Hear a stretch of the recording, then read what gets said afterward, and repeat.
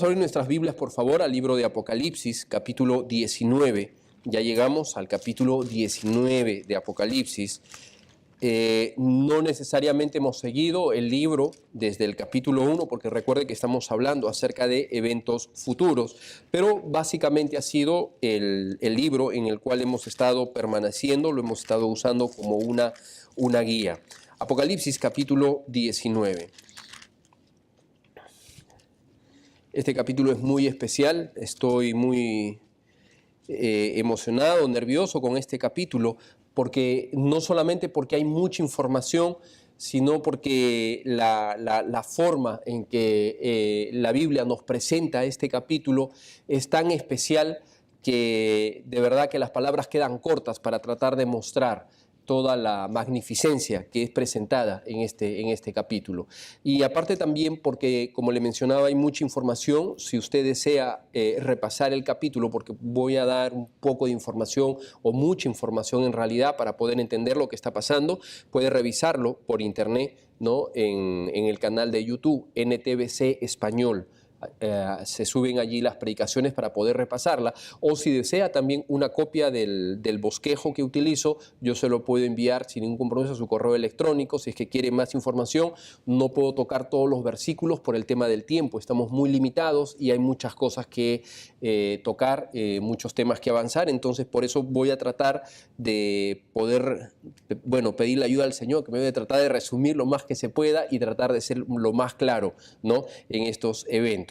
Apocalipsis capítulo 19. El capítulo 19 es el capítulo de triunfo, finalmente es el capítulo de triunfo que nos ofrece el panorama del Cristo victorioso, el Cristo triunfante que regresa por segunda vez a la tierra a reclamar el reino que le pertenece. Amén.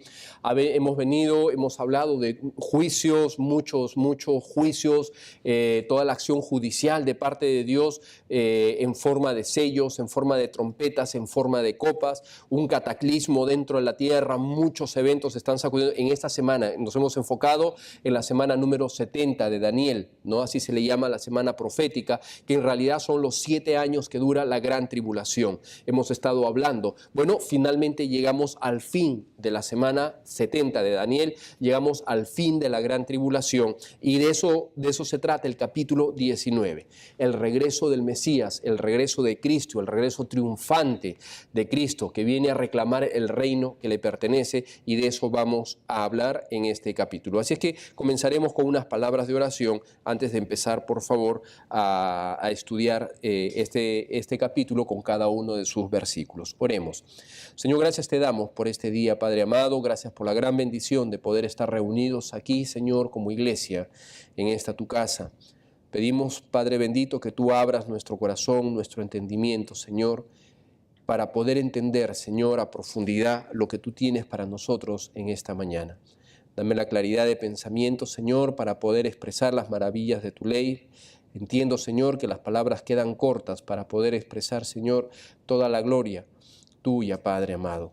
Ayúdanos a poder meditarlas, ayúdanos a poder guardarlas en nuestro corazón, que podamos salir gozosos, Señor, con el cumplimiento de las promesas, que podamos salir bendecidos, Señor, sabiendo que pertenecemos a Cristo, el Cristo que reina, el Cristo triunfante, Padre amado. Bendice este tiempo, lo ponemos en tus manos, Señor, para que tú puedas ser glorificado a través de ella. En el nombre de tu Hijo, nuestro Señor y Salvador Jesucristo, lo pedimos todo. Amén. Amén. Bien, versículo 1, por favor, al versículo 6. Versículo 1 al versículo 6. Estos textos, el versículo 1 al 6, recuerde, termina siendo la conclusión de la gran sección que empezó en el capítulo 17. ¿Se acuerda que el juicio contra Babilonia comenzó en el capítulo 17 de Apocalipsis? ¿No? La Babilonia religiosa continuó en el capítulo 18, es la misma Babilonia, pero ya el aspecto político. Y entonces entramos en el capítulo 19 y estos versículos terminan siendo la conclusión de este gran evento, las palabras de alabanza de este gran evento. Por eso dice, después de esto, versículo 1, oí una voz, una gran voz de gran multitud en el cielo que decía, aleluya, salvación y honra y gloria y poder son del Señor Dios nuestro, porque sus juicios son verdaderos y justos, pues ha juzgado a la gran ramera, que ha corrompido a la tierra con su fornicación y ha vengado la sangre de sus siervos de la mano de ella. Otra vez dijeron, aleluya, y el humo de ella sube por los siglos de los siglos. Y los 24 ancianos y los 4 seres vivientes se postraron en tierra y adoraron a Dios, que estaba sentado en el trono, y decían, amén, aleluya. Y salió del trono una voz que decía, alabad a nuestro Dios todos sus siervos y los que teméis, así pequeños como grandes.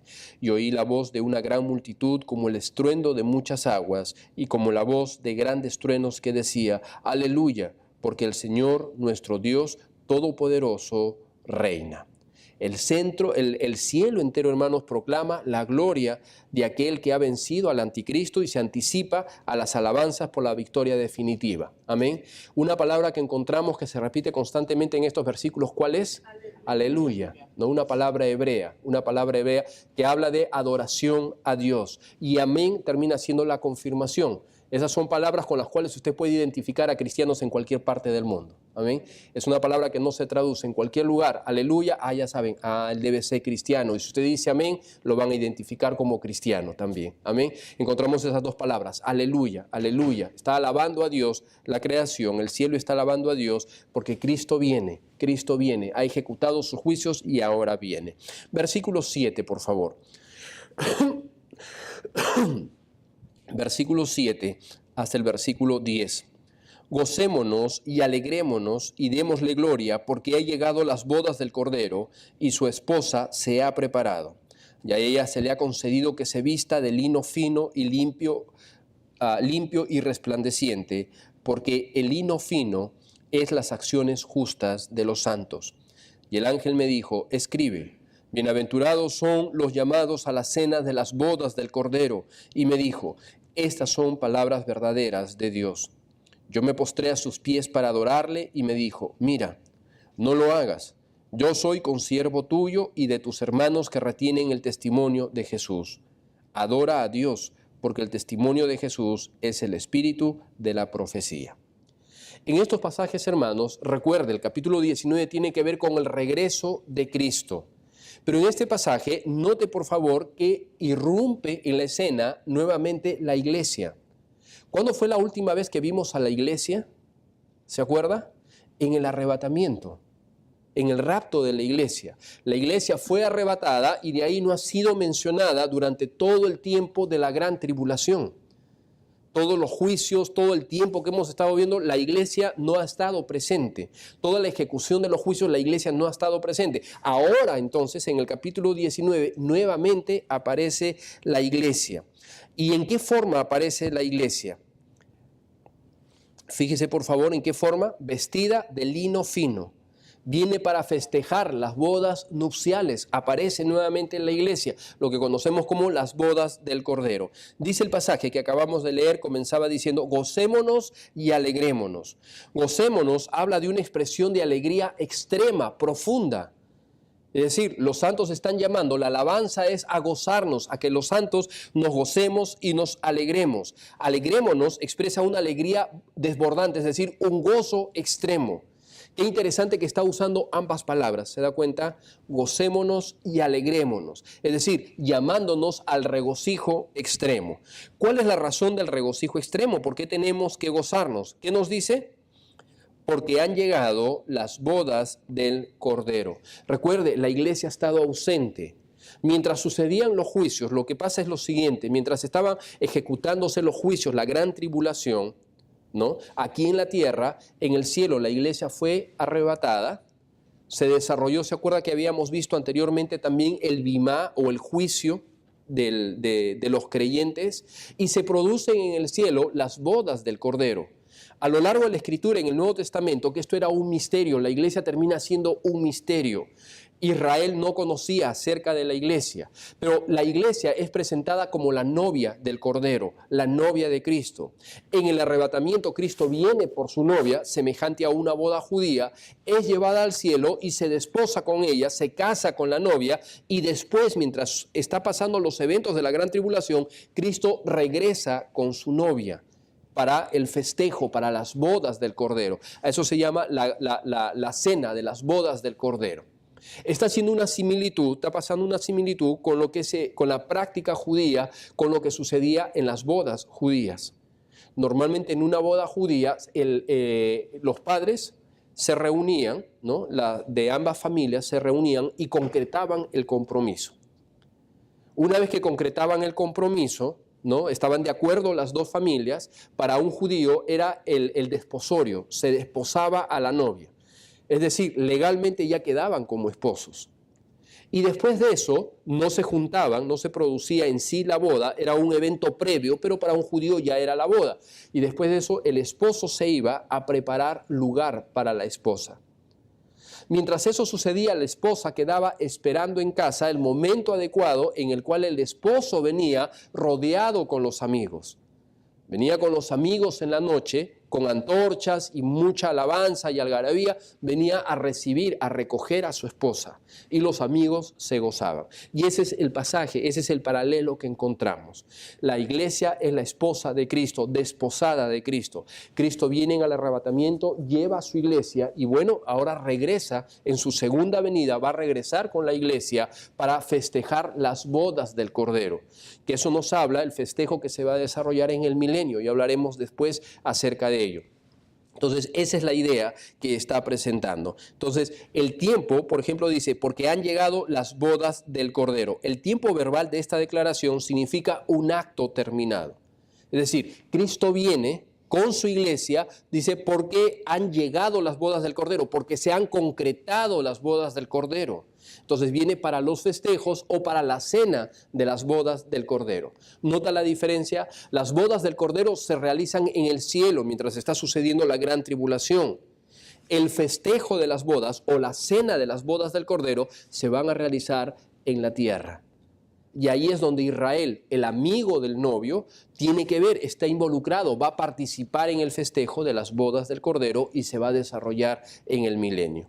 Bien, entonces por eso está llamando a la algarabía, está llamando al gozo. Entonces es necesario mostrar la diferencia entre las bodas del Cordero y el festejo o la cena de las bodas del Cordero. Las bodas del Cordero se desarrollan en el cielo, la cena de las bodas del Cordero en la tierra en su segunda venida. Dice el pasaje, se le ha concedido que se vista de lino fino. Se le ha concedido, habla de la misericordia de Dios. ¿Cómo están vestidos? ¿Cómo viene la iglesia? ¿Cómo vienen los santos, los creyentes en la época de la iglesia? ¿Cómo vienen con Cristo? ¿Vestidos de qué, hermanos? Vestidos de lino fino, puro, resplandeciente. Y dice, se le ha concedido que se vista de lino fino. Se le ha concedido, habla de un acto de misericordia. No estamos vestidos de lino fino, la iglesia no está vestida de lino fino porque lo merezca, es pura gracia de Dios. Amén. En toda la Escritura encontramos una cosa, siempre la gloria es para Dios y encontramos que el ser humano jamás es salvo por sus buenas obras. Nunca va a alcanzar la salvación por sus méritos o por sus propios esfuerzos. Es un acto de misericordia, se le ha concedido. Siempre es por la obra de Cristo. Amén. Siempre está basada en la obra del Señor Jesucristo. El lino fino y resplandeciente con el cual la iglesia está vestida, observe por favor que se presenta como una iglesia gloriosa.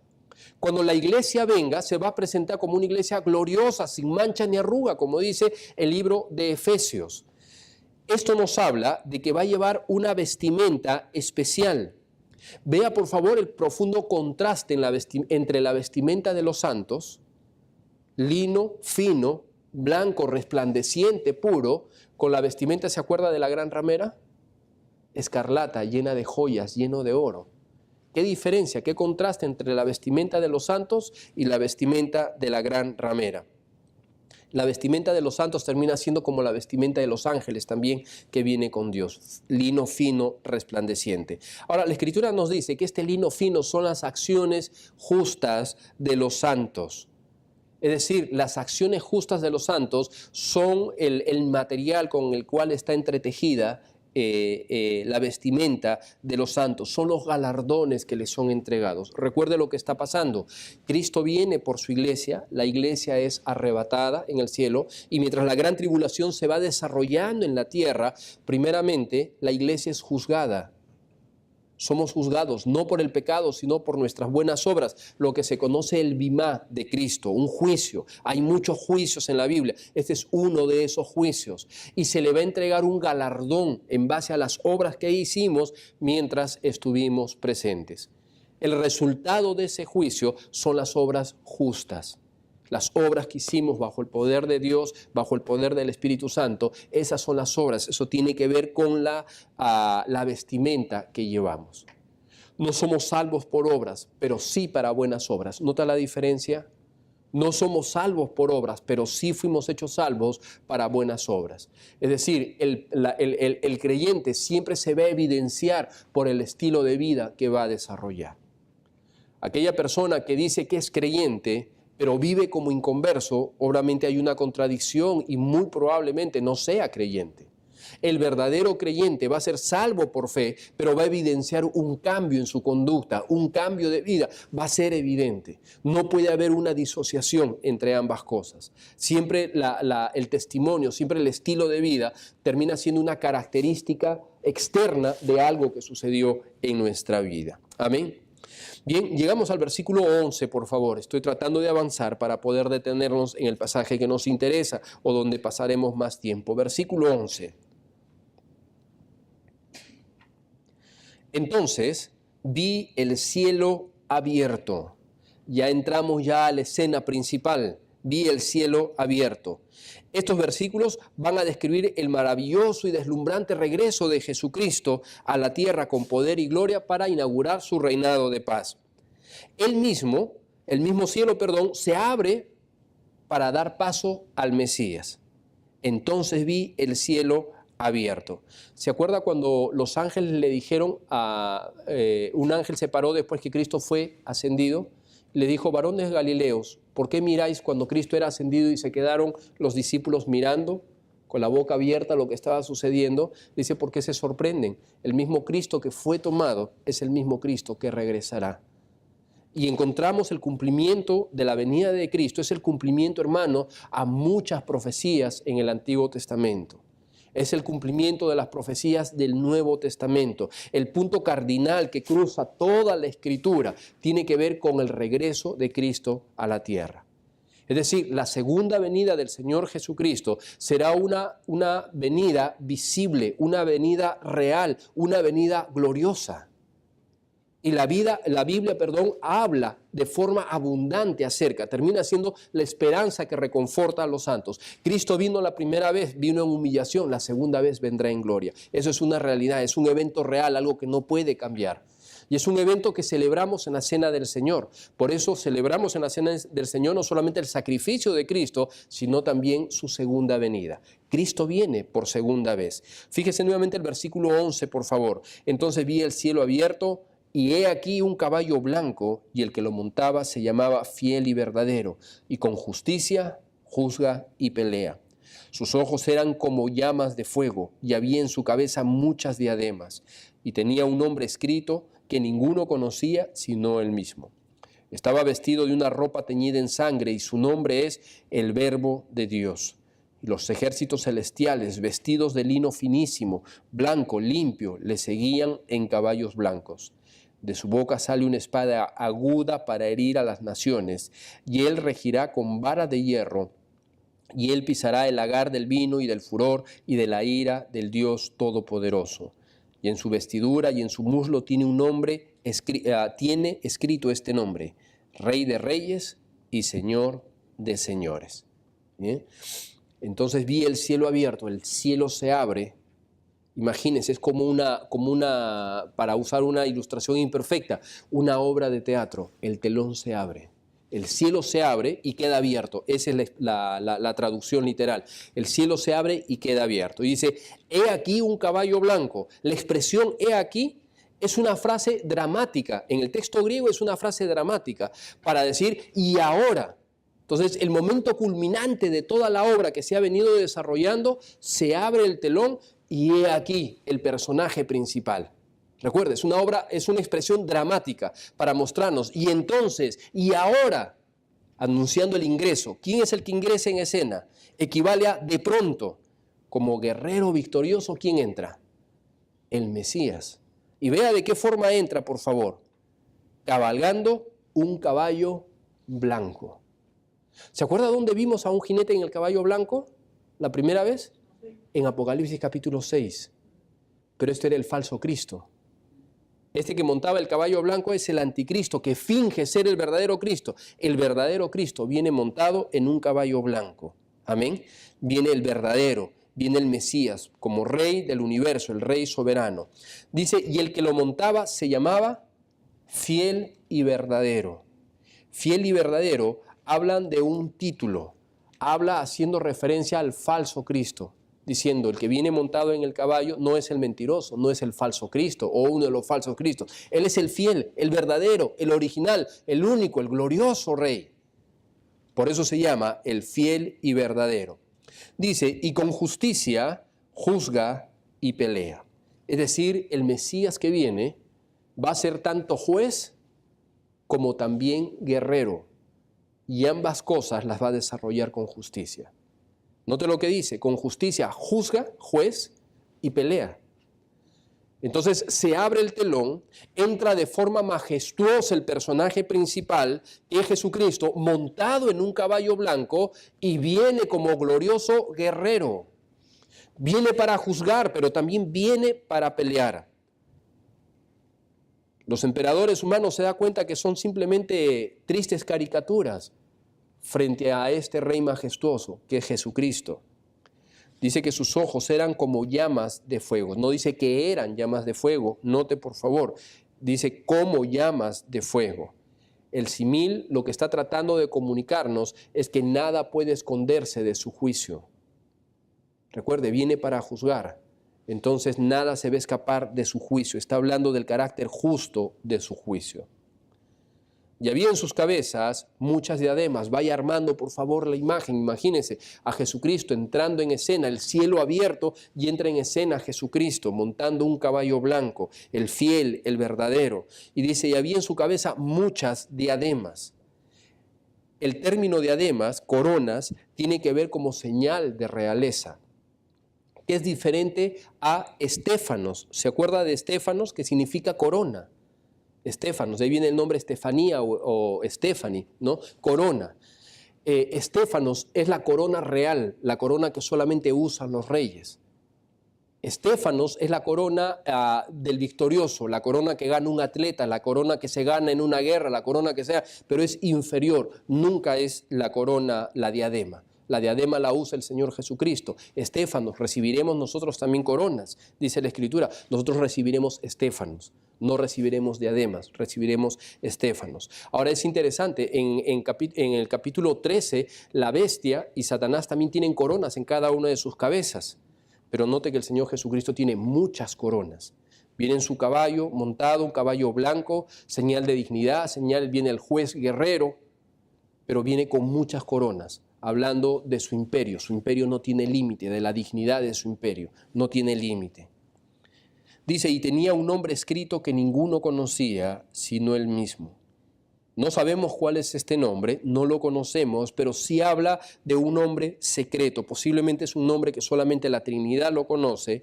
Cualquiera que sea el caso, es un nombre que no fue revelado a Juan. No lo conocemos, es un nombre personal.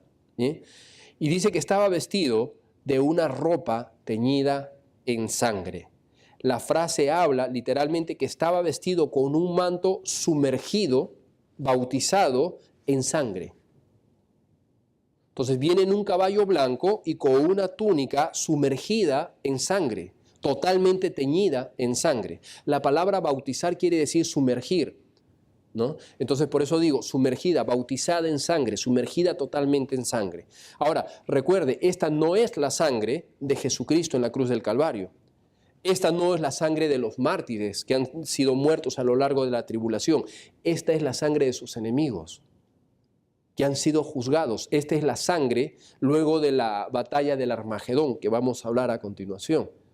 Entonces, luego de esta batalla, Cristo viene para juzgar a sus enemigos, Cristo viene para reclamar el reino que le pertenece, y como resultado de esta batalla va a haber una gran matanza. Bueno, por eso está teñida su ropa en sangre. Recordemos que Juan está escribiendo de una forma semítica, es decir, una forma judía. En la forma semítica, y lo hemos visto a lo largo de Apocalipsis, siempre va a presentar, Juan, o se caracteriza, porque siempre presenta la conclusión y describe cómo se desarrolló el evento. En este caso todavía no se ha producido la batalla del Armagedón, pero ya Juan lo presenta a Jesucristo como el guerrero vencedor, como el guerrero victorioso, como el guerrero que ha sido sumergida su sangre, la venganza de sus enemigos, y su ropa ha sido sumergida en la sangre de ellos. Ya lo presenta, ya Juan lo da por hecho, la victoria. A continuación va a explicar el cómo, el por qué sucedió eso, cómo se desarrolló esa escena. Es una forma clásica, una forma semítica de escribir que Juan utiliza. Continuamos, por favor. Y su nombre es el Verbo de Dios. Este mismo nombre es el que encontramos, ¿dónde? En Juan capítulo 1, versículo 1. Recordemos que en el pensamiento hebreo, una palabra para los judíos, una palabra siempre determina una acción. Una palabra no es un elemento muerto, es un elemento activo, es un elemento vivo. Entonces, cuando la Biblia habla acerca o se refiere a Jesucristo como el Verbo de Dios, lo está determinando o está mostrando a Jesucristo como el agente directo que está ejecutando, el agente directo de Dios. En otras palabras, Dios mismo ejecutando sus hechos. Por eso cuando se dice, por ejemplo, no cuando se dice, porque es en realidad, tenemos en nuestras manos, ¿qué cosa es la Biblia? Es la palabra de Dios. ¿Y qué nos dice en el Nuevo Testamento, el libro de Hebreos? Que es viva y eficaz. Claro, porque en el pensamiento hebreo, y es así, la palabra termina siendo el agente activo de ejecución. No es simplemente una palabra muerta. Para nosotros es un libro que contiene las palabras, pero en el concepto bíblico es un libro vivo. Termina siendo Dios mismo quien a través de su palabra termina ejecutando de forma viva, de forma real, los cambios en la vida del creyente. Por eso decimos, hermanos, no tenemos en nuestra mano un libro cualquiera y no debe ser tratado como un libro cualquiera. Este libro debe ser tratado con mucho respeto. No solamente porque mucha gente murió para que este libro pudiese llegar a nuestras manos, no solamente porque mucha gente se sacrificó, muchos mártires, pero principalmente porque es la palabra de Dios escrita, es el agente vivo, es la manifestación de Dios obrando en nuestras vidas. Por eso tengamos cuidado, no digo que llevemos al punto de la adoración, sino entender a qué punto o qué es lo que tenemos en nuestras manos. A veces permitimos que los niños garabateen la Biblia, enseñémosle que nunca hagan tal cosa, que aprendan a amar y a honrar y que entiendan que no es un libro cualquier otro. No es un libro al cual se le puede arrancar las hojas, no es un libro que merezca ser tirado. A veces es triste, pero varios creyentes dejan sus Biblias, termina el servicio y dejaron Biblias. ¿De quién es esta Biblia? Pero vamos a ver. Y a veces se quedan servicios, 2, 3 semanas la Biblia ahí, es obvio que quizás no la lee. O puede decir, no, es que yo tengo varias Biblias. Bueno, podría ser, pero recuerda, hermano, una cosa. Este es un libro especial, amén. Tenemos que amarlo y tratarlo con respeto. No es un libro cualquiera. Hay gente que a veces dice, no, pero es un libro, lo especial es el contenido. Como usted, pero justamente por eso, sino que el contenido es especial, el libro termina siendo especial en su totalidad. Cristo es llamado el Verbo de Dios, la palabra de Dios. Claro, porque es el representante, es Dios mismo ejecutando los dichos, y eso es lo que tenemos en nuestras manos, un libro especial. Continuamos, por favor, dice, y los ejércitos celestiales, vestidos de lino finísimo, blanco y limpio, le seguían en caballos blancos. ¿Con quién viene Jesucristo? Con ejércitos celestiales. ¿Quiénes conforman estos ejércitos celestiales? Vienen vestidos de lino fino. ¿Quiénes son los que venían vestidos de lino fino? ¿Se acuerda? Los santos. ¿Y qué santos? La iglesia. La iglesia viene con Cristo. Y todo parece ser que ángeles también vienen con Cristo. Y todos vienen vestidos de lino fino, montados en caballo. Por eso le decía, ¿qué escena para más sobrecogedora? ¿Qué escena para más poderosa? Es una escena que cuesta, trate de imaginar, nuestra mente va a quedar corta, hermanos. Sin duda vamos a vivir esa escena, vamos a vivirla. Pero trate de recrear, nuestra mente queda corta, nuestra mente es finita, está tan limitada, porque no podemos descubrir. Vea la forma en que Juan presenta esta escena. En forma dramática, el cielo se abrió y de pronto ingresa Jesucristo, montado en un caballo, un guerrero como juez, como guerrero glorioso, y juntamente con él las huestes celestiales y entre ellos la iglesia. Seremos parte del ejército. Imagínese. A la que Dios nos entrega, seremos parte de ese ejército. Si usted ha puesto su fe en el Señor Jesucristo, recuerde, nos fue concedida a pecadores tan inmundos como nosotros que seamos vestidos con la gloria, con la santidad de Cristo, lino blanco resplandeciente.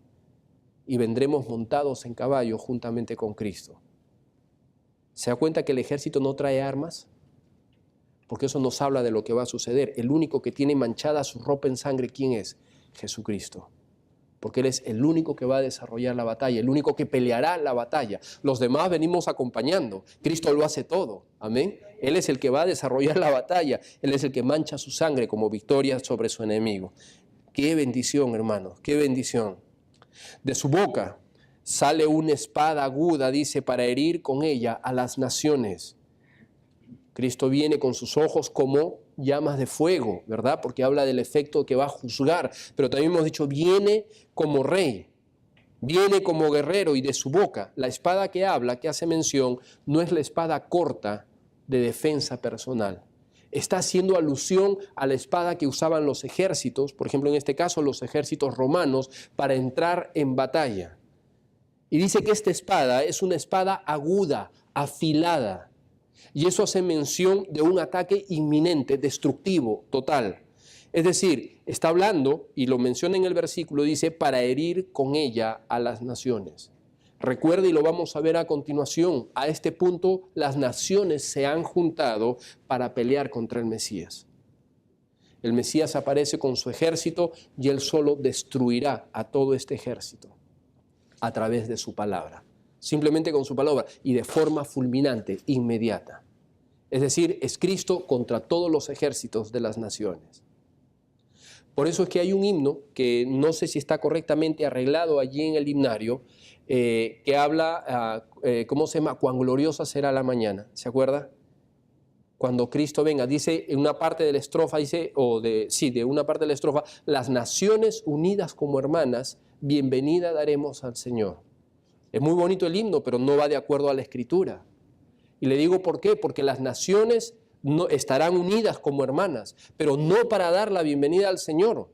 Las naciones estarán unidas como hermanas en actitud hostil contra el Señor. Ellos quieren impedir que el Mesías regrese a reclamar su trono. Ellos se confrontan, van a pelear, luchar abiertamente contra el Mesías y no lo van a conseguir. Entonces las naciones, hermanos, no están esperando al Señor. Las naciones se van a juntar para hacer un frente común para luchar contra Jesucristo. Esa es la batalla del Armagedón. El Mesías viene y es el Mesías triunfante. Viene para herir a las naciones. Dice, y las regirá con vara de hierro. Regirlas en este caso, la palabra regir quiere decir pastorear, pero también quiere decir en este caso va a destruirlas como vasijas. Entonces Cristo viene con una espada aguda, con el poder de su palabra y va a destruir a estas naciones. Dice que las va a quebrar como vasos de alfarero. Viene a confrontar a las naciones, viene a reclamar lo que es suyo. Y el pasaje dice, y pisa el lagar de la ira y el furor de la ira de Dios. Viene a ejecutar los juicios de Dios. ¿Le parece sorprendente? Amén.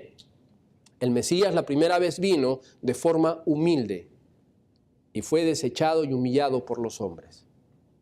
La segunda vez que viene Cristo, ¿cómo viene? En forma gloriosa, poderoso, victorioso. Así viene el Mesías, junto con los santos, a reclamar lo que le pertenece. Dice, y en su vestidura, en su muslo, tiene escrito este nombre: Rey de Reyes y Señor de señores. Este es el verdadero Rey de Reyes, el verdadero Señor de señores. Amén. En su muslo, en sus túnicas, Juan logra describir el nombre y lo pone allí. Y vi en su muslo un nombre escrito: Rey de Reyes y Señor de señores. Qué vano. ¿Cuántos hombres en la antigüedad, muchos reyes orientales, tenían la costumbre de usar esa expresión, que eran el rey de reyes y señores de señores? Pero ese es el único título que le pertenece a Jesucristo. Le pertenece a nuestro Señor. Él es el único, porque gobernará por siempre, por toda la eternidad. Versículo 17. Entramos a la batalla del Armagedón. Versículo 17. Y antes de leer este pasaje, permítame darle una aclaración. La batalla del Armagedón en sí es mucho más que una batalla, es en realidad una campaña. Mientras van desarrollándose los juicios a lo largo de la gran tribulación, se ha venido desarrollando toda una parte bélica y va a tener su culminación en esta última batalla o penúltima batalla. Después habrá otra en el tiempo del milenio, por eso no deje de asistir, amén, para que siga la secuencia. Pero en este caso, cuando Cristo viene, el punto culminante es la batalla del Armagedón. Dice el versículo 17, y vi un ángel que estaba en pie en el sol y clamó a gran voz, diciendo: a todas las aves que vuelen en medio del cielo, venid y congregaos a la gran cena de Dios, para que comáis carne de reyes y de capitanes, y carne de fuertes, y carne de caballos y de sus jinetes, y carne de todos, libres y esclavos, pequeños y grandes. Y vi a la bestia, a los reyes de la tierra y a sus ejércitos, reunidos para guerrear contra el que montaba el caballo y contra su ejército. Y la bestia fue apresada y con él el falso profeta que había hecho delante de ella las señales con las cuales había engañado a los que recibieron la marca de la bestia y habían adorado su imagen. Estos dos fueron lanzados vivos dentro de un lago de fuego que arde con azufre.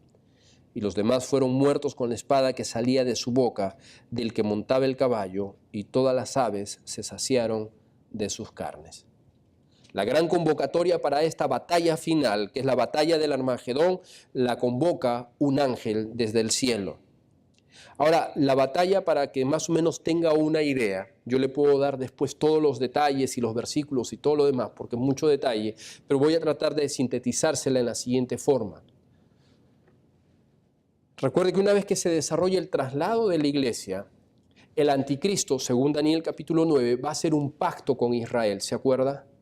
Va a fingir que él es el Cristo, el verdadero Cristo, va a hacer un pacto con Israel y le va a dar protección. Le va a dar su tierra, va a fingirse que él va a fingir el cumplimiento del pacto de Dios hecho a Abraham. Le va a dar seguridad y le va a dar su tierra. Y en esos días Israel va a construir el templo que después será profanado, a la mitad del periodo de la tribulación, será profanado por el anticristo, proclamándose Dios él mismo. ¿Se acuerda? Pero lo interesante es que va a ser un pacto. Bien, mientras el anticristo entonces hace un pacto con Israel, se levantan intentos. La Biblia nos habla de bloques que van a surgir en esa época, grupos. Entonces se levantan intentos de invasión de parte de los reinos del norte, Rusia básicamente, y los reinos del sur. Entonces la campaña bélica, lo que podríamos llamar como la Cuarta Guerra Mundial, es iniciada por los reyes del sur. Los reyes del sur, en su mayoría conformados por comunidades árabes, son los que inician el ataque, desafían la autoridad. El anticristo, recuerde, va a liderar una confederación de los reyes, básicamente de reyes o gobiernos europeos. Esa es la confederación que va a liderar el anticristo.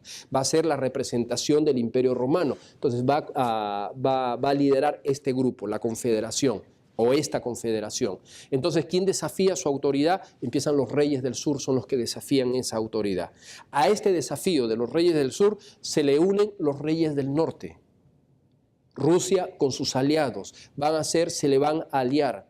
Y Rusia invade, o los reyes del norte invaden Israel. Al comienzo van a lanzar una nota de protesta, nadie hará caso, y finalmente Rusia o los aliados, entre ellos Rusia, porque son varios aliados, toman control de Israel, invaden Israel, porque quieren tomar los despojos. Ven a Israel tranquilo, seguro, con mucha riqueza, y entran, entonces invaden Israel. Frente a eso, el anticristo entra a Israel. porque recuerde, ha hecho un pacto con Israel de protección. Entonces, una ofensa a Israel es una ofensa al anticristo. Entonces, el anticristo con sus ejércitos entran a Israel. En eso, Dios se va a encargar de destruir a los reyes del norte o a la confederación del norte. Van a ser destruidas de forma divina, de forma celestial. Dios va a intervenir en la destrucción y va a ser tan grande la destrucción, hermano, va a ser tan grande la destrucción. Dios se va a encargar de aniquilar ese ejército y va a ser tan grande que solamente juntar los cadáveres va a tomar como 7 meses. 7 meses va a tomar juntar los cadáveres, quemar, limpiar la tierra, como 7 meses. Entonces, por intervención divina. Entonces, el anticristo, al ver que la confederación del norte ha sido destruida, él se encuentra en Israel con sus ejércitos, pone su mira a la confederación del sur. El anticristo avanza hacia el sur, llega hasta Egipto, según las profecías de Ezequiel, las profecías de Daniel, invade Egipto, invade muchos países, empieza a saquear todos los tesoros, principalmente de Egipto, aniquila al reino del sur. Entonces, la confederación del norte es aniquilada de parte de Dios, la confederación del sur es aniquilada por parte del anticristo. Mientras el anticristo está en el sur, en todo su afán expansivo, conquistando, expandiendo sus territorios, le llega una noticia que lo va a obligar a parar la conquista y a regresar nuevamente a Israel, donde ha establecido su cuartel general de operaciones. Los reyes del Oriente, otra confederación. Los reyes del Oriente. Los reyes del Oriente amenazan para poder atacar al anticristo, para entrar a Israel. Entonces el anticristo se traslada nuevamente a Israel y se traslada con sus ejércitos. Y es en Israel donde se juntan ambos ejércitos listos para pelear.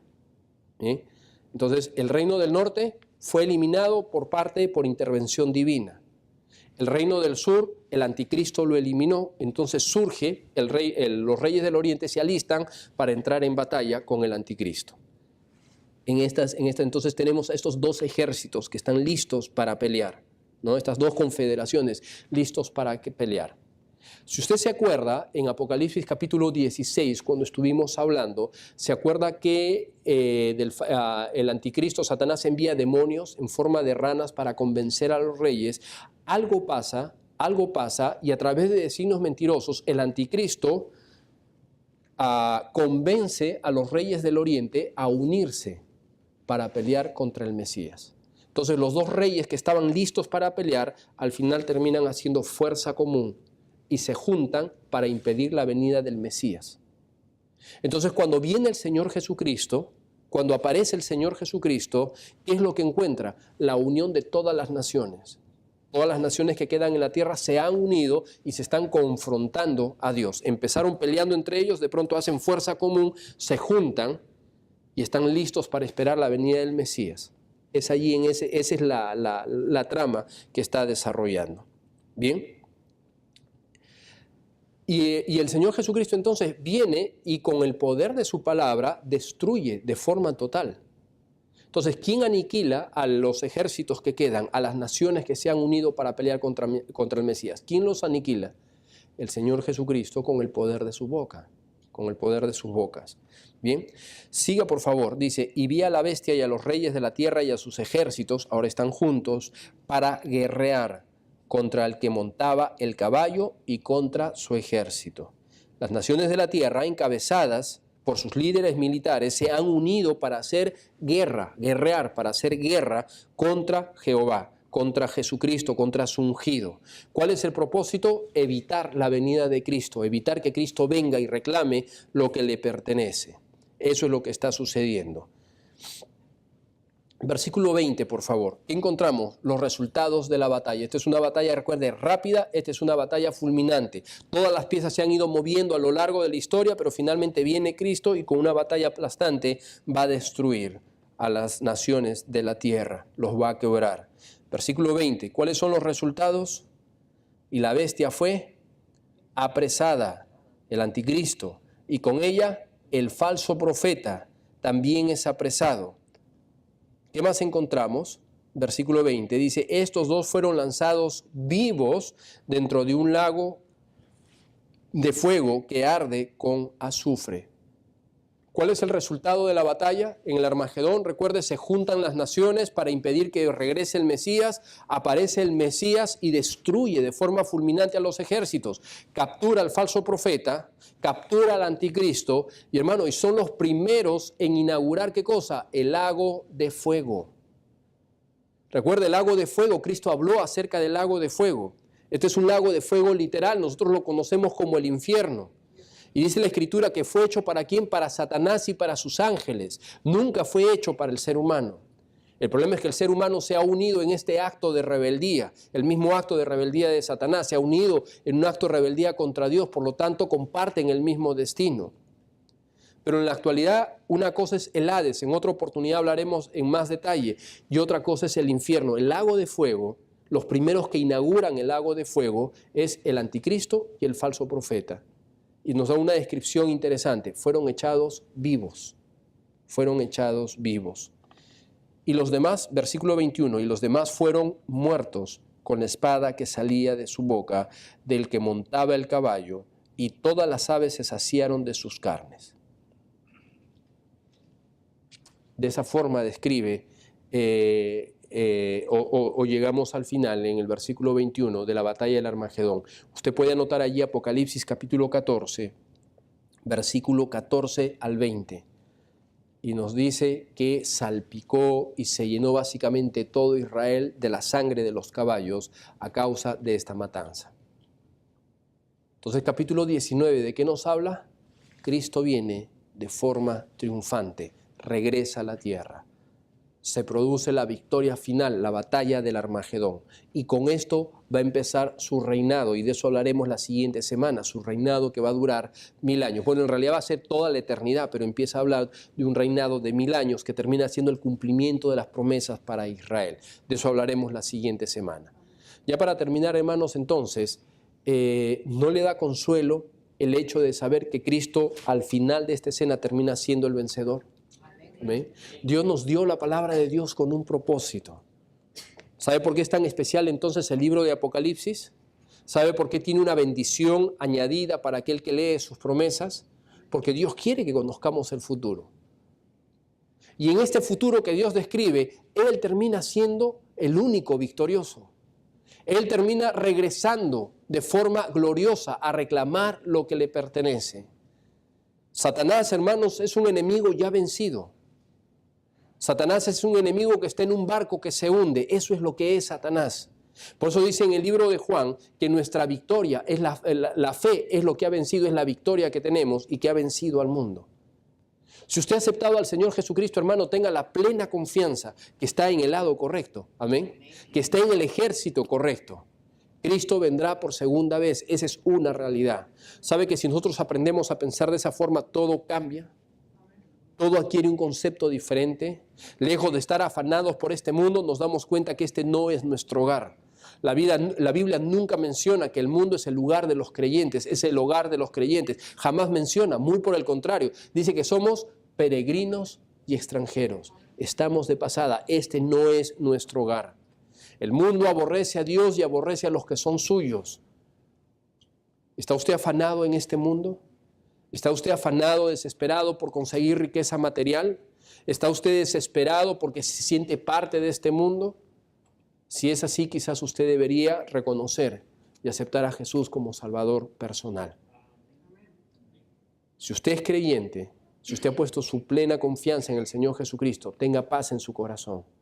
El Señor ha vencido. Ya la Biblia lo da por hecho. Ya tiene la historia, ya tiene el final de la película, ya tiene el final de la historia. Y en este final, Cristo es el vencedor. ¿Sabe? Por eso el apóstol Pablo diría que todos nuestros sufrimientos terminan siendo sufrimientos temporales y no son comparados con la gracia, con las glorias venideras. Cristo viene. Una pregunta, ¿qué estamos haciendo para el Señor? ¿Estamos viviendo en una forma que le agrade? ¿Estamos viviendo en una forma que le glorifique?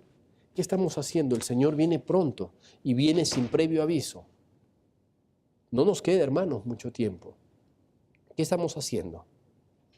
Mientras pensamos en ello, hermanos, Quizás nos llama la atención que a veces estamos tan afanados en tantas cosas, tan absorbidos por los afanes, tan absorbidos por los problemas de esta tierra. Entreguemos nuestras cargas al Señor y dejemos que el Señor se glorifique en nuestras vidas. Vamos a